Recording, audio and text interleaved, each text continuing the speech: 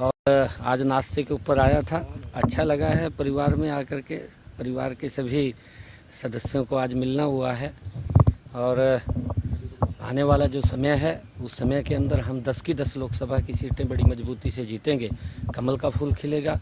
नरेंद्र मोदी जी को तीसरी बार प्रधानमंत्री बनाने में हमारी हरियाणा की अहम भूमिका होगी और उसके अंदर कुलदीप जी का भी एक हाथ बड़ा उसके अंदर होगा। तो कहाँ कुलदीप जी प्रचार करेंगे सर? भव्य कहाँ करेंगे? वो उसकी बैठ करके सारी रचना बनती है, योजना बनती है पार्टी के अंदर बैठ करके कहाँ ड्यूटी लगेगी, क्योंकि जहाँ भी ड्यूटी लगेगी और जिस नेता की भी ड्यूटी लगेगी वहाँ पर वो जाएंगे। सर कांग्रेस अभी तक टिकट नहीं बांट पाई है। बीजेपी के तमाम प्रत्याशी मैदान में है सर, लगातार तेजी देखने को मिलती है नजर है। किस तरीके से उनकी रणनीति को देख रहे हैं? कांग्रेस में मंथन चल रहा है, क्योंकि जो बड़े नेता हैं, चाहे भूपेंद्र सिंह हुड्डा थे, पिछली बार चुनाव लड़े थे, रह गए थे। अब की बार कहीं न कहीं उनके मन में इस बात का डर है कि अब की बार भी हम हार ना जाएं और उस हार के डर के कारण वो कहीं न कहीं मैदान में उतरने से डर रहे हैं और किसी न किसी के ऊपर कभी किसी पे हाथ रखते हैं, कभी किसी पे हाथ रखते हैं। और हमारा युवा है भव्य, आगे आ जाओ भव्य जी। भव्य हमारा ये युवा है, आने वाले समय का नेता है हमारा और मिलकर के हम मजबूती से 10 की 10 लोकसभा की सीटें और करनाल में भी एक कमल का अंक शुभ होता है और 11 के 11 कमल के फूल खिलेंगे और नरेंद्र मोदी जी देश के तीसरी बार प्रधानमंत्री बनेंगे और वहां पर भी कमल का फूल खिलेगा। आपका नामांकन 6 को रहेगा ना सर?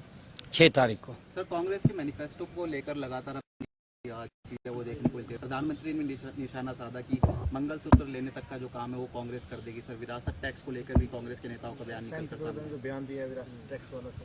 आप देखिए, क्योंकि उनकी सोच रही है, जिस प्रकार का उनकी सोच है वो जगजाहिर हो जाती है। जो उनका हिडन एजेंडा है, उन्होंने जो मैनिफेस्टो के अंदर दिया है वो भी देश के सामने आया है। जिस प्रकार का उन्होंने कहा है और उनकी सोच दर्शाती है। वो एक वर्ग की बात करते हैं, मोदी जी 140 करोड़ लोगों की बात करते हैं कि हमारा जो कार्य होगा वो देश के 140 करोड़ लोगों के लिए होगा और वो कहीं ना कहीं एक विशेष वर्ग को आगे ध्यान में रख करके उसके ऊपर की बातें करते हैं। परंतु आज देश समझ चुका है, देश के सामने जो इनका एजेंडा है वो भी आ गया है आने वाले समय के अंदर। क्योंकि जब कांग्रेस एकदम आज गरीब की भी अगर बात हुई है तो इसी नरेंद्र मोदी जी के 10 वर्षों के अंदर हुई है। मोदी जी ने जिस प्रकार से एक योजनाबद्ध तरीके से गरीब को मजबूत किया है, देश को मजबूत किया है, देश के अंदर सुरक्षा का भाव आया, अंतर्राष्ट्रीय स्तर भारत कहीं न कहीं सम्मान की दृष्टि से आज खड़ा हुआ है। और इन्हीं 10 वर्षों के अंदर अगर हम देखें, दुनिया में भारत 5वें स्थान के ऊपर आया है।